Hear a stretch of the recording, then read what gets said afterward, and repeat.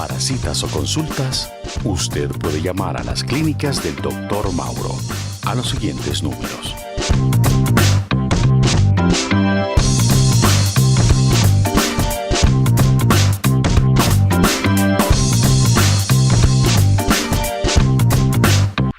RAVE, a nombre de Juventus, el tratamiento actual para los problemas de erección, presenta su cápsula Sexo Informativa. La eyaculación precoz es la incapacidad del hombre para controlar la salida del semen, de manera que termina muy rápido, se riega casi iniciando el acto sexual, y esto no le permite el verdadero deleite a la mujer. Los estudios señalan que probablemente el 75-80% de la población ha lidiado con este problema, y en este momento probablemente 1 de cada 3 varones padece de eyaculación precoz. Los factores metabólicos, los problemas hormonales, los problemas infecciosos y algunas situaciones vivenciales son los responsables de generar esta disfunción sexual. El tratamiento está en relación al agente causal, es decir, identificamos la causa, la tratamos y la corregimos. Y con este esquema logramos que cerca del 95% de los pacientes recupere su desempeño sexual normal. De manera que es cuestión de consultar. RAVE, el laboratorio de siempre con los medicamentos de hoy.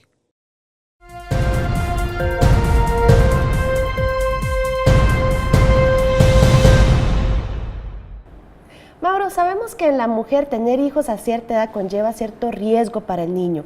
¿En el hombre existe algún tipo de edad límite o recomendada? Esto es muy importante por varias connotaciones. Por un lado, algunos varones que dicen, tengo 50, 60, 70, 80 años y más, dicen, ya yo no tengo que cuidarme, ya yo no tengo que utilizar ningún método anticonceptivo porque estoy mayor. Y aquí es donde hay que poner el énfasis, aquí es donde tenemos que poner el acento en el sentido de que el varón se mantiene fértil a lo largo de toda la vida. No importa que tenga 60, 70, 90 o más años, siempre está con la capacidad de ser papá. ¿Y a partir de qué edad puede tener hijos?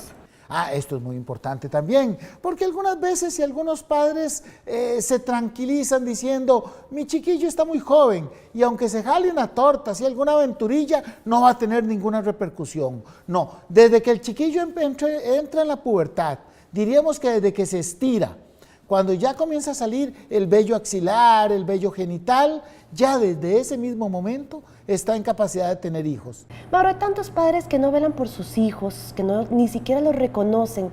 ¿Podemos decir que esto va a tener alguna repercusión para ellos, para estos padres irresponsables? Yo diría que hay toda una cultura de impunidad con respecto a la paternidad. Algunos de ellos hasta se consideran afortunados. Embaracé a aquella mujer y no me metieron pensión.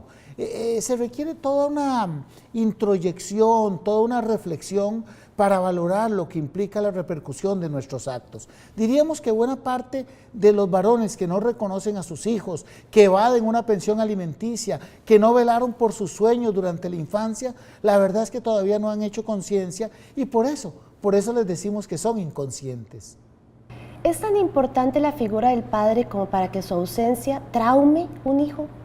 Yo diría que la palabra trauma afortunadamente ya no tiene esas connotaciones, la ausencia de la figura paterna, pero de alguna manera sí existen una serie de áreas en la personalidad que el niño, que el adolescente, que el individuo que no ha contado con esa figura paterna va a tener que suplir en otras etapas de la vida. Es decir, lo idóneo es contar con la figura materna y con la figura paterna.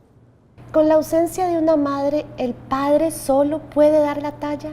Sin lugar a dudas tenemos ejemplos de paternidad que son emblemáticos, sin lugar a dudas hay padres que son por la ausencia de una madre, por una enfermedad, por una muerte temprana, en fin, por tantas adversidades que tiene en la vida que el padre realmente se viste de superhéroe. Ya de por sí es un héroe, como decía Luis Aguilé, ahora tenemos que decir que es un superhéroe cuando asume ambos roles. Es poco común en nuestra sociedad, pero sí, claro que sí tenemos muchos casos.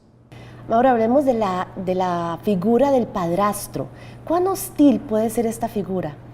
Antes, cuando leíamos los cuentos de Pulgarcito, y lo mismo con la Blancanieves y con Cinderela, con todos estos personajes, padrastro y madrastra eran figuras atroces, casi de la categoría del ogro. Hoy que hemos vivido tantos divorcios, tantas separaciones, hoy que en realidad la familia está sufriendo una serie de transformaciones, nos damos cuenta que ante todo, un padrastro puede ser un buen padre, puede ser mejor que el mismo padre ausente e irresponsable. Ya se quitó aquella connotación de una figura castrante que no quería a sus hijos, a los hijos de su pareja, y hoy diríamos que es una figura mucho más amigable para el entorno de los hijos, la familia y la sociedad.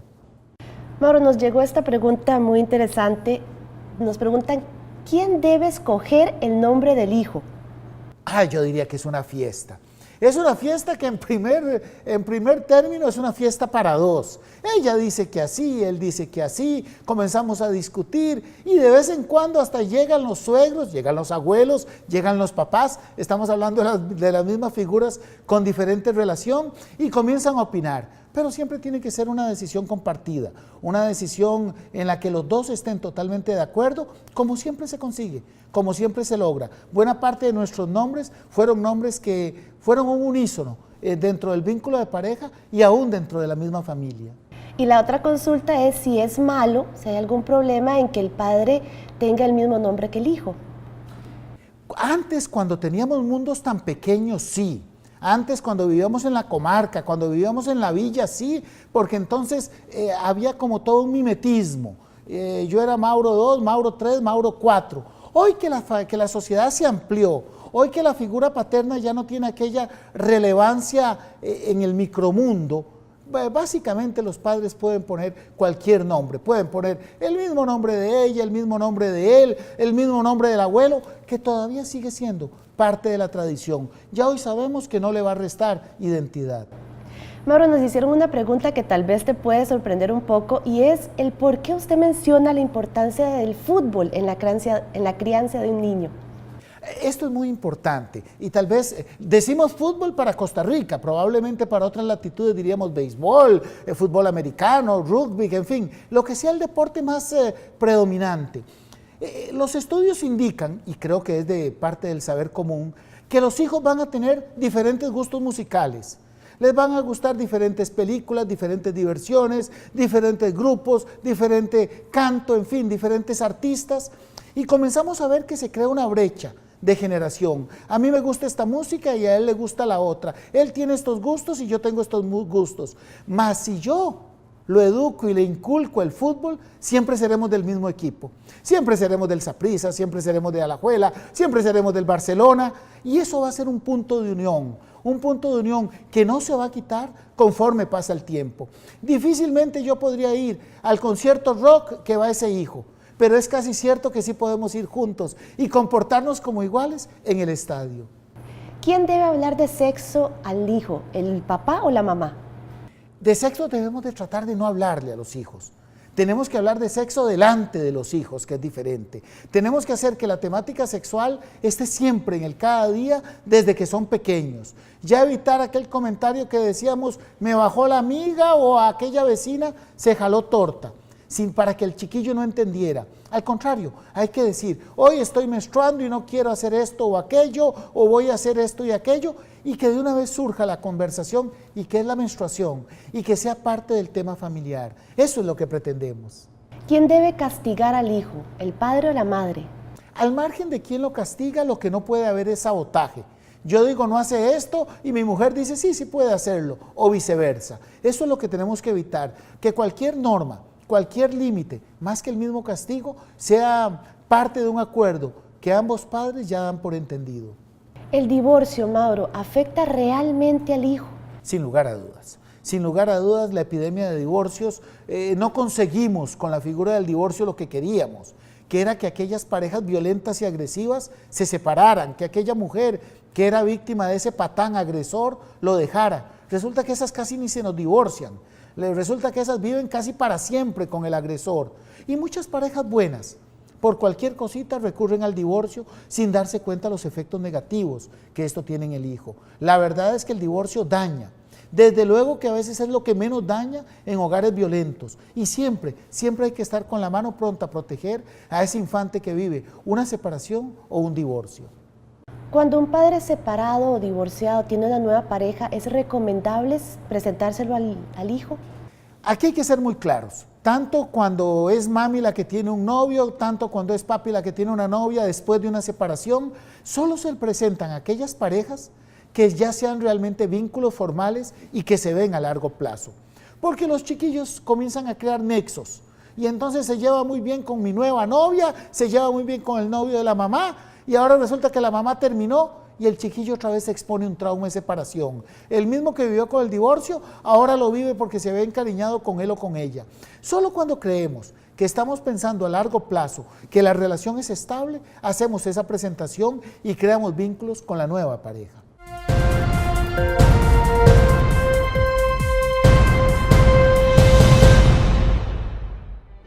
El origen del Día del Padre surge en Estados Unidos. Sonora Smart quiso homenajear a su papá, Henry Jackson Smart, veterano de la Guerra Civil que crió y educó a sus 6 hijos, desde que su esposa falleció en el parto del 6º niño. Se escogió el mes de junio por ser el natalicio de su padre. Así, el 19 de junio de 1910, en Washington se celebró por primera vez en el mundo el Día del Padre. En 1924, el presidente Calvin respaldó la idea. Y en 1966 el presidente Lyndon Johnson firmó una proclama que declaraba el tercer domingo de junio como Día del Padre en los Estados Unidos. Fue cuestión de tiempo para que esta costumbre se extendiera a otros países, incluyendo el nuestro. Esto es parte del sexo que paternalmente hizo historia. Es una historia fascinante, a donde puede llegar ese vínculo padre-hijo. Es una historia fascinante de todos los esfuerzos que hacen ese padre y todos los padres en el cada día. Ese padre que se devela trabajando, que se desvela en el cada día para que no falte nada en el hogar. Pero no solo para que no falte, sino para que su hijo tenga sus caprichos y lisonjas a granel, para que además tenga hasta lujos y esos gustillos que nos hacen sentir como padres orgullosos de sentirnos útiles. Porque esa es la paternidad, un orgullo, una responsabilidad sumamente placentera de darle a los seres queridos lo que requieren. Y atención familia, nos indican que la trivia sexual de la semana se ha hecho presente para que todos en casa participen, para que todos aprendamos. Raven, a nombre de Juventus, el tratamiento actual para los problemas de erección, presenta la trivia sexual de la semana. ¿A qué edad un hombre pierde la capacidad de tener hijos? 1. A los 60 años. 2. A los 75 años. 3. Nunca. Queremos saber su respuesta. Ingresa en este mismo momento en nuestro muro en Facebook. Raven, el laboratorio de siempre, con los medicamentos de hoy. Para citas o consultas, usted puede llamar a las clínicas del Dr. Mauro a los siguientes números: